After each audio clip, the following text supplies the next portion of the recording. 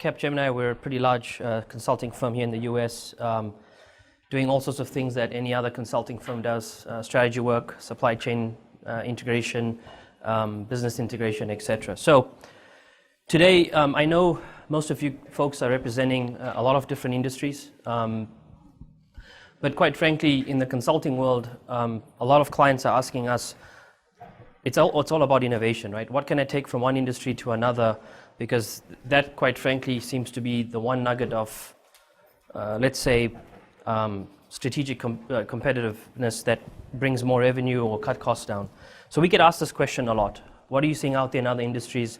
And when I looked at the folks attending, the companies, there weren't too many retailers and CPG guys. So we figured this would be a good way to show you what they're doing in the industry, so the challenges they're going through, and what some of the really cool and innovative things they're doing in supply chain. And we'll get down pretty detailed sort of across the big buckets of supply chain, right? So R&D, innovation, PLM, manufacturing, planning, distribution, warehousing, transportation, etc.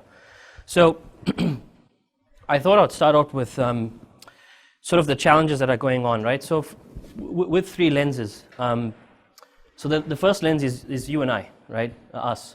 We're the consumer, and over the last, there was a lot of mention to it in the beginning of today's sessions around how very clever we are in terms of we're smarter, faster, and sometimes clients are telling us sometimes the consumer is faster than us in a couple of avenues.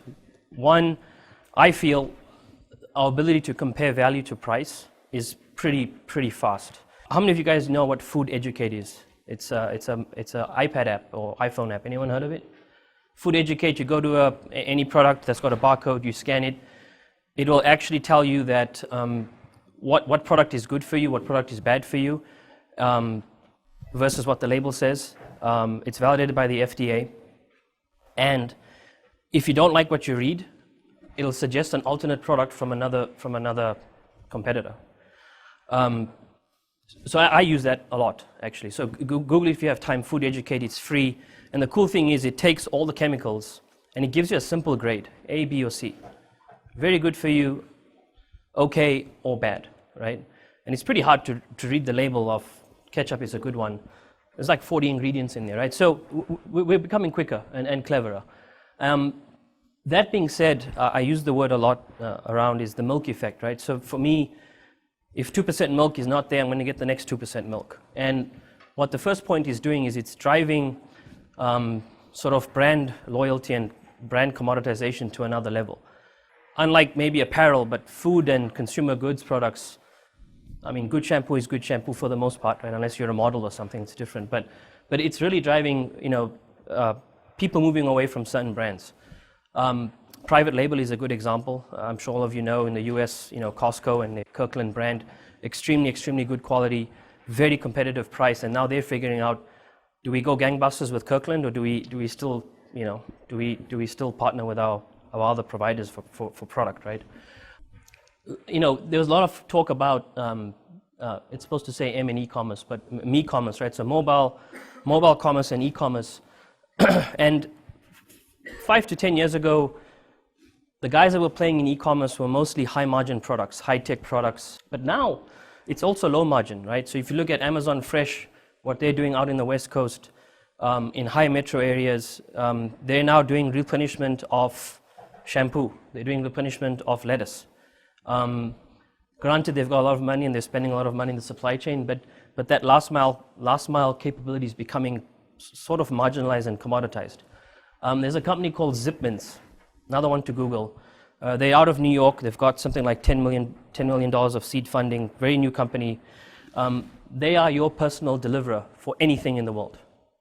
Well, they start off in New York, but so if you don't like the flexibility options a CPG or a retailer is giving you, you can get a guy who's in New York. He knows you. He's the guy you're going to see all the time, and he can deliver by bike anywhere you want, whether it's at work, train station, and they're starting to work with CPGs and retailers. And so from a supply chain perspective, CPGs and retailers are also trying to figure out the last mile, and they don't have the technology, nor the processes, nor the skills to do that.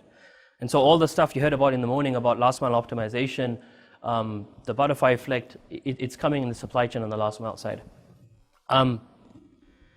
On the other spectrum, the retailers themselves are going through sort of their own, let's say, challenges. They're trying to figure out B2B versus B2C, right? Walmart versus Amazon, great example, was covered this morning. P&G, they've stood up a small e-commerce site for their billion-dollar brands. So their big bet for the next 10 years is, I want to grow my billion-dollar brands to $2 billion brands and divest everything else because we're not making enough money on them. And one way to do that and gain revenue share is to build business to consumer, but for stuff that's very low margin. And they're struggling to do it, right? Because they're not used to fulfilling single piecemeal small orders, right? They're used to distributing product to Walmarts of the world. But they're doing it. And what's that causing is channel blur. And when I buy stuff as a consumer, I'm pretty channelless, meaning I don't care where it comes from, which DC, where. I just want it at the time I want it, and if not, better, right? So Amazon Prime is a great example. They sometimes overpromise on what, right? That you ask for today and it shows up the next day, and that's amazing. The retailers and CPGs, they're trying to do this. So they're trying to figure out, right? Do I play in? If I'm a CPG guy, do I stand up my own e-commerce site? Do I buy services from Amazon and pay them to fulfill? Do I, if I'm a retailer, do I do the same for my e-commerce site? And all the fashion retailers are moving very quickly for all channel and omni-channel. And then do I even, anywhere that a finished product exists today, do I make it a DC? So can I ship out of a store? And that's becoming, if you look at traditional retail food and grocery stores, they don't do that. But they're starting to figure that out, and they're starting to figure out, do we fulfill from a store so that you don't have to actually come to the store? There's a couple of other things out there I want to talk about. Collaborative data, the retail and CPG space is becoming very interesting. For years and years, they've all talked about CPFR, collaborative planning, forecasting, and replenishment. It sounds very cool, but it's actually happening now. So I can't name the one company, I can name the other company. Extremely large CPG provider, number 1, number 2 in the world. They are now co-planning with Target. So you've got the Target guys on the sales side that are providing shopper insights, so what's in a cart for a particular shopper, what assortment they're having, not just the brands that belong to the CPG, but other brands, right? And they're actually giving it to the planners that sit in the CPG organization, and they're using localized data to actually plan their manufacturing, to plan the inventory and so forth. Very, very different way of doing it rather than looking at historical purchase orders, right? The last one is R&D. Everyone's taking costs out of everywhere, but R&D for a CPG is extremely high. And so they're really focusing on renovating versus innovating. And what I mean by that is, to find the holy grail of a new product is quite rare, particularly in the CPG space. So they're really trying to figure out, we're better off renovating an existing product that's doing well and creating a new flavor, right? I mean, you guys are seeing all this today. And then in turn, how do I get faster to shelf with more diversified products? And that in turn is also stressing the supply chain, right? Because you've got more products coming through the distribution centers, you've got more transportation, you've got more endpoint deliveries, and it's really, really causing some flux for the CPG guys. Lastly, it may not be applicable to everyone, but I find this one more interesting. Most of the large CPGs and even large retailers, Michael Kors is a great one. They're growing so fast, they have no idea how to expand and stand up stores fast enough in China and Malaysia and Tokyo and Russia, right? So they can, most of this stuff is 90% or so is manufactured in China for high-end products. Most of that stuff is coming through LA and it's being distributed to the US. Now they're trying to figure out, how do we stand up stores and get the capability there? And so they're asking, how do we lift and drop our operating model? How do I take a 7-step procurement process in North America and move it to China? What are the nuances in China that we just need to make some changes to?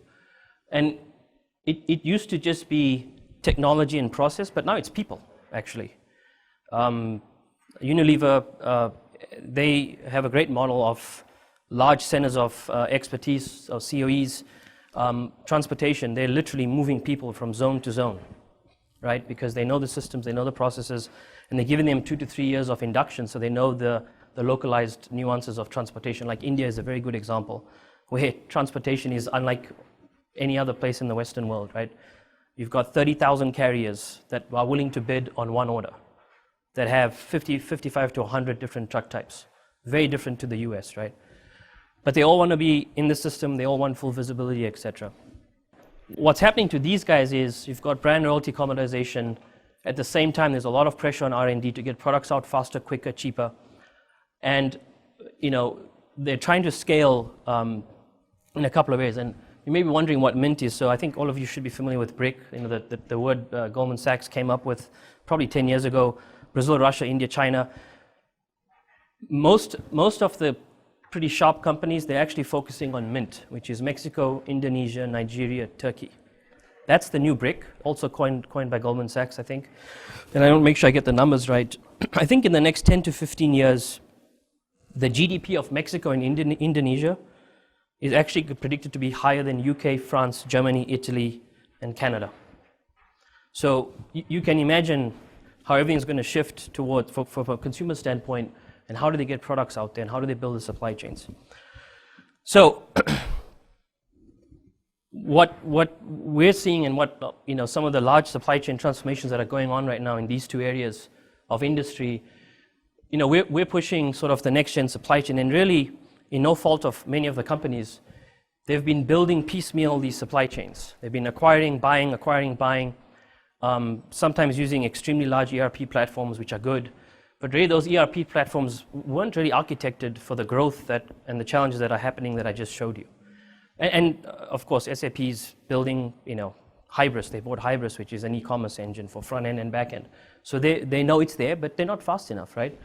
But if companies don't have the capability, then they're going to lose market share. So what I wanted to do was go through sort of the nuggets of, what supply chains have been doing traditionally, and what's sort of some of the best guys in the business, what are they doing, and what's the flavor of supply chain, what's the role of supply chain. So I'll go through a few of these. Traditionally supply chain was always a cost center. Take our cost. And it's all about meeting SLAs. Well, tomorrow it's all about fulfilling profit as well as meeting SLAs, as well as actually making money, right? Apple, a good example. You saw that some of the top companies in supply chain in the earlier session, the guys that are getting it right are actually using supply chain as a revenue enabler, right? Amazon, right? 2 days. You wonder if they make money or not. It's hard to figure out if Prime makes money for them. But the amount of revenue they've gotten from offering Prime is second to none, right? Span of control, before it was a very intrinsic way of looking at supply chain. I look at my individual processes, maybe one or two strategic suppliers, and I'm done. Whereas now, people are starting to figure out that I should be focusing on my core processes that are very strategic to me, that I'm really good at, and I outsource, use whatever word you want to use, but I offload the stuff that I don't need to be worried about, right? Freight pay and audit, great example. Transportation planning, keep it in, but all the execution, keep it out. We're seeing a lot of that. Moving transportation to a global model in a control tower, right? All these things are coming, and it's designing processes with your partners and what that ecosystem is, right? So before you would design, let's say, an order to cash process. Now you actually, some of the good companies are actually inviting their key customers to say, guys, how do we design our process so that it lines up with yours? And we're not just being measured on KPIs. And then we get a big slap on the back and say, now we have to pay all these penalties, right? But it's an interesting time now. I talked to some of these, and then order management is an interesting one. ATP, some of the ERP guys, you talk to them, they still talk about that, which is great, but it's actually, profitable to promise. The other one I heard was available to commerce, which is not I'm promising you something. That inventory is available, and whether it's online or whether it's my store, whoever makes a case to fulfill that order most profitably will get it, right? Especially when you go for new product integration, and even in some of the emerging markets, people don't have enough inventory, and people are willing to pay sort of a certain premium. And the question is, how do you do this, fulfilling consumers any place, anytime profitably, right? You can lose a lot of money in building out your network, or if you do it cleverly with some systems, it ends up being good. And then the last two, I think you get the flavor. But historically, I remember my time 10 years ago with companies, it was all about reactive. It was a reactive way of operating, right? You were always thinking about contingency. Well, you saw what happened to Nissan in the tsunami. They lost 40% market share or so in the US because their suppliers and plants got knocked out. Toyota, Hyundai, they survived relatively well. That's because they were able to actually model and plan if suppliers go out of business. What's your second supplier? What nodes of the supply chain will be affected? What alternate routes are they going to come in at? Do we have to have a customs guy at an alternate port because LA got disrupted? I don't know if you guys remember that 7 years ago when the LA port shut down. And there are tools to do this predictive modeling. It's not planning. It's actually operational risks and cost modeling. And we'll go through some more examples. Having said that, you've also got this digital stuff that's going on, right? And digital, at least when I go around talking about digital, it means a lot of different things to a lot of different people. But what we like to do is talk about a few things. And you heard about sort of data explosion, and in the beginning it is a good piece on data. But some points to add on the data. The guys that actually come up with the prefixes, I think they're based in Switzerland or something. They met in 1995, and they came up with all the prefixes, right? So the biggest prefix today, the second biggest prefix is a zettabyte. So anyone know of a company called Teradata? Teradata was great, right? They said a terabyte is something like, 10 to the 9 bytes, right? And they said, we're going to name our company called Teradata because we're planning a massive amounts of data. That was in 2008. Cisco now refers to themselves as operating in the zettabyte age. And for the life of me, zettabyte is 10 to the 21 zeros, right? That was in 2012. Yottabyte is actually 10 to the 24, and we're actually going to run out of that prefix probably this decade. So that the guys that actually come up with the name, they don't have an idea of what the next nomenclature is going to be. So they themselves haven't understood the pace of data, right? Cisco talks about this, and the article is very good. Today there's 10 billion things connected to the internet: phones, robotics, Google cars, blah blah blah. They're saying in the next 5 years, almost 5 to 6 years, there'll be 50 billion. In the next 15 to 20 years, there'll be 100 billion things connected to the internet. And so from a supply chain perspective, your trucks, your automation, the more, if you have the tools and capabilities to connect them to and assimilate and get that data, you'll be able to use that to operate more efficiently, right? And so think about all the ERPs you guys are putting in. Think about the execution systems you're putting in. They're not built to handle all that information, right? And so when we're meeting with software providers, they're also trying to figure out how do we capture all this sensitive information and bring it into your functional processes and design your processes and so forth. Mobile e-commerce, I think you get that one. I mentioned advanced modeling. The high-tech guys, the jet manufacturers, they've been doing this for a very, very long time. Probably 7-8 years, maybe more, where they can actually model the cost of risk. So if a supplier goes out and I need a new wing component, where's that wing component going to come in? How much is it going to cost me? What happens to my line, et cetera, et cetera? Well, now CPG and retailers are assigned to do this too. So, just given the world we live in, right, which is what we're calling constant volatility, commoditization of your products if you don't innovate all the time, and then you've got 1 billion net new consumers coming out in the next decade, right? 3D printing, people are skeptical about this, but if you actually go to New York, in LA, Google, there's a couple of staple stores that actually do this, where you can order basic office equipment for your desk, and then you can customize it for your daughter or for yourself, and it actually gets printed at the store. For the women out here, there's a fascinating company called Mink, which is it's ink and I'll come to it, but it's called Mink. And she's a lady that is using 3D printers, makeup and stuff for your face. It's FDA approved. The print is about $300. That means in 2 years, if you have a daughter, I have a daughter, you're going to be making your own product. So if you're an Avon, if you're all those guys, you're really worrying now.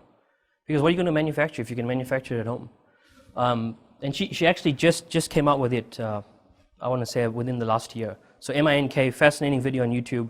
And what that's doing to a supply chain, if you can fast forward 10 years, maybe Staples is the greatest example.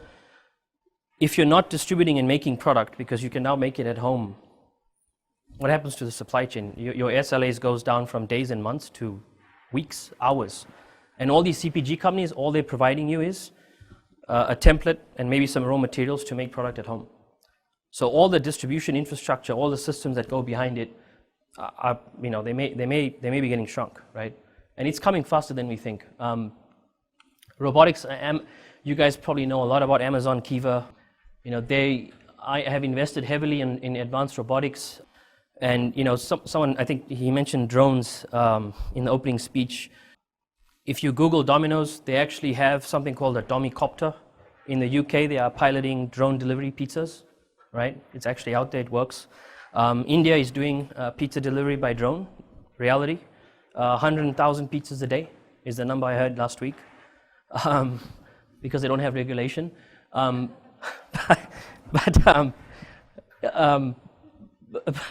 But you know, if you're operating a large distribution network footprint, today, all the WMS software that gets put in there, for 10 years, they've been architected around what? Around moving people to product, right? Path sequencing, task optimization, all that great stuff.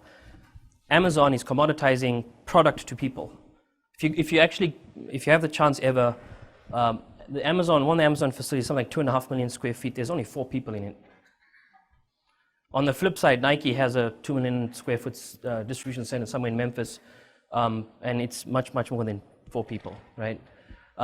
So this is sort of driving many things, right? So when we look at a supply chain, and I've got some of the areas on the left, there's a lot of stuff on here. I'm going to go through sort of the things we're seeing in the market, what people are implementing, and maybe it's leverageable for you guys in your industries, or maybe it's something to think about. You know, so R&D and product lifecycle management, how do you take formless data, so social, you know, stuff, reviews, and how are you funneling that back to R&D? Because the guys at P&G told me the best thing ever, head of R&D, he said, the best engineers are the consumers. They use it more than our engineers in the lab. They spend more time with it than anyone else in the world. Why aren't we not leveraging the consumer information? And you weren't able to do that because we didn't have Facebook, we didn't have all these groups, and you wouldn't be able to do it. But now, the P&G actually has been doing this for almost 5 years. They've expanded it. The program, the program is called Connect and Develop. So there's some science behind how you can get on that list.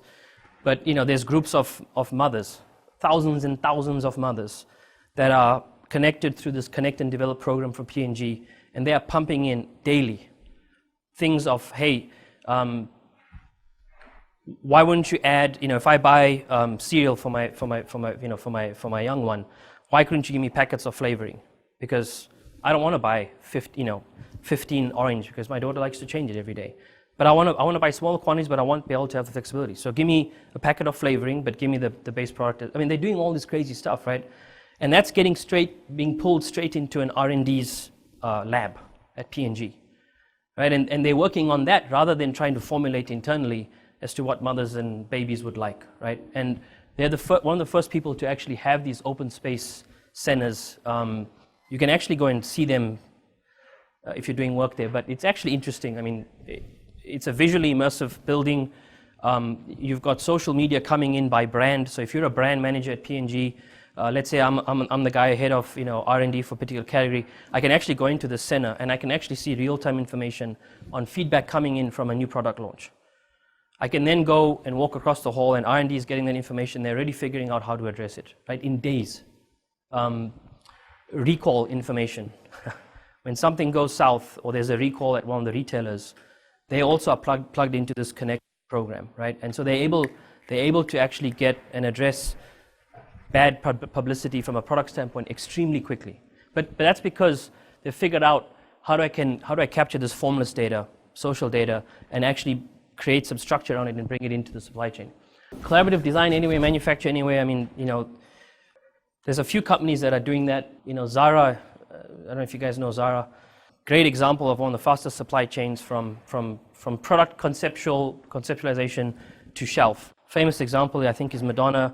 She had some outfit on a stage a couple of years ago in Europe. One of the Zara guys got a picture of it. They sent it to the fab or to the designers. They created something in a week. They got that to the factories, and those things were in the stores 2 weeks after she went, and it sold out in days.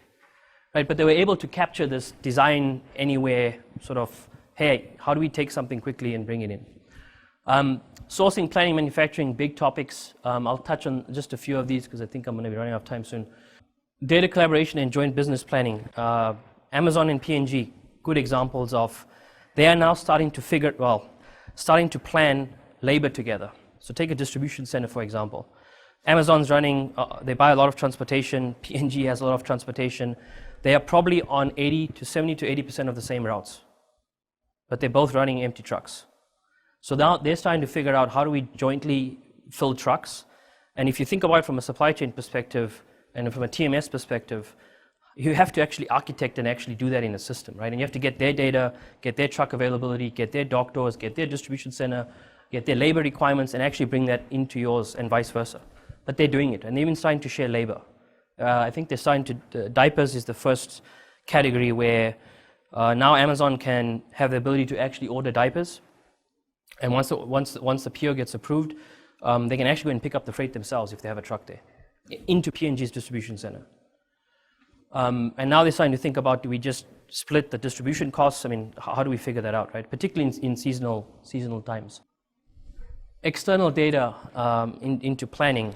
Unilever, again, I go back to Unilever because I think from a planning perspective, they've figured out, they have teams of planners that are tasked with problem solving things like, what external data could you use to plan a product category? Forget about internal data, forget about history, forget about sales. A great example that they're actually doing today is ice cream. They figured out that you actually sell more ice cream, not by temperature, but by days of sun.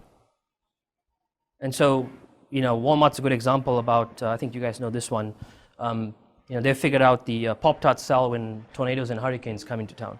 So they've actually integrated weather and forecasting data into that category versus looking at monthly historical information. They actually look at weather patterns, right? Unilever is doing it for ice cream, and it's going to start to happen more. Commodity prices. I was at the largest private company in the world. You can Google it and you know the name. They are buying bulk everything, bulk sugar, bulk resin, all sorts of vinegars. I mean, you name it, right? But the commodity prices are changing so much. They have something like 50 plants or 50 vendors where they source this stuff from the south, like Brazil. It's changing so frequently that they're now having to lower and figure out alternate routes of transportation within South America, just so that they can get the cost-attractive landed cost back into the US.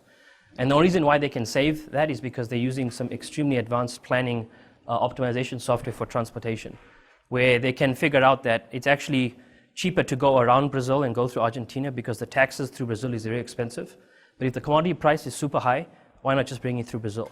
But they're actually modeling their transportation freight flows with an input of commodity pricing as well, right? Which is, talk about the inputs you need and the data you need. It's an interesting proposition that they're having to figure out. The last one, I'll touch on this one, store functions. You guys have probably seen it, but it's happening more and more in the food world. Nike ID were the first guy, Nike, where you can create all sorts of shoes for yourself and customize it. The food guys are also doing this, right? So you can now get Coke with your name on. I think you can get M&Ms with your name on. But they're really trying to drive revenue growth at the storefront where they can customize product at the very last mile. And you yourself are willing to pay for that customization. But if you think about what that means for a store, that order has to be kept open a little bit longer if you're picking up at the store. You have to add on extra services. You have to have the equipment and the labor and the skills to do it. And then you have to have a finance and billing engine to actually charge the customer for it. So that's going to probably end up, I think it's going to happen more and more. 2 more minutes. Logistics, I talked about most of this. I'll touch on a few. Plug and play versus EDI. I get asked this a lot, Facebook for supply chain. So, the good old days, and there's still good days of plugging in, systems and having EDI connectivity is still going to be there. But, a lot of shippers, and there's a few folks in the room, they're on these cloud-based platforms. GT Nexus is a good example, where they're cloud-based. You've got DHL, you've got FedEx, you've got UPS, you've got all these shippers connected to the platform. You're getting CPG guys connected to the platform, Nestle, Unilever, Walmart, blah, blah, blah, and everyone's seeing the holistic nature of freight flows. And so one of the clients I went to was, we don't need EDI because everything's in the cloud. And if our suppliers and partners are in the cloud, we have full end-to-end visibility of the where the freight is, right? That's coming up a lot. The middle of the pack, all inventory management, intelligent order sourcing. As you go towards all channel, I don't want to use omni-channel because I think omni-channel is a bit overused. There's a lot of technology and capability that sits in between an ERP and your execution systems. So things like distributed order management, we are seeing it a lot. And that is really giving you end-to-end visibility of inventory, right? In transit, transfers, stuff going into the plants, stuff going into the DCs, stuff at the stores, online returns, transfers, and I should be able to fulfill from any one of those if it's not allocated already. Right now, most companies can only do stuff that's online in store and it's segregated by channel. Apple, it took them 8 years to actually operate on one P&L. 8 years to operate under one P&L. Most companies don't operate that way, right? And as a result, they've got inventory segregated by channel. And they've got stores tied to DCs, and then they've got DCs tied to, right? So it's still a very fragmented supply chain. But if you really want to get the omni story and the all channel story at an attractive price, that's exactly where the consumer wants it, you're going to need something in between your ERP and a WMS. Multi-touch order management. I personally get frustrated when I should be able to create an order online. I should be able to phone it in if there's a catalog. I should actually be able to go to the store and change the order. Most of the time you go to the store, they don't even have an idea of the order you placed online, right? There's also a lot of, let's say, attention to getting order management and how many times you touch an order. And can a store associate give you the box, but I ordered it online 2 days ago, but I just happened to be in the mall, right? So the fashion retailers are getting this right. Gap probably does it the best. I actually once returned, I think I bought online, my wife bought in the store, and then we returned everything in one box, and we got the credit on one credit card, which is really, really, really hard to do. But they did it, right? And they've invested significantly in Omni, and they're seeing a lot of benefits. Lastly, this sort of maybe a little bit controversial maybe, but asset-light ERPs, people don't want to be, a lot of clients are saying, hey, we've merged with another company, or we're on a buying spree. Grupo Bimbo is a fantastic example, largest bakery in the world. They're buying something crazy like 10 bakeries a month, right, globally, and they just keep acquiring, right? And they've got these mini ERPs. And they're asking, we don't want to implement SAP. We want to take 5 years implementing something, right? But we want to do it big bang. We want to do it globally. We want to actually implement as we acquire. And so asset-light ERP, cloud ERP, it's coming up everywhere we go. And I think some of the big ERP players, they have cloud options. I think it's going to be an interesting market, given some of the folks like NetSuite and that we're seeing in the marketplace. Lastly, mobile workflows applies to all of us. The ability to move along workflow globally through digital, through my phone, so that you're not tied to the desk. The CIO of Unilever, he said, I want to be desk-less in 5 years, globally, 200,000 workforce. I want to be able to have people approve POs and workflows and issue resolutions on the phone, because the business has to keep moving, right? So this 24/7 mindset of processes and the ability to move functions, when we go in and talk about workforce optimization, that's coming up all the time, especially in the large companies, right? They just feel they're too slow. And if they don't respond fast enough, they're going to lose out.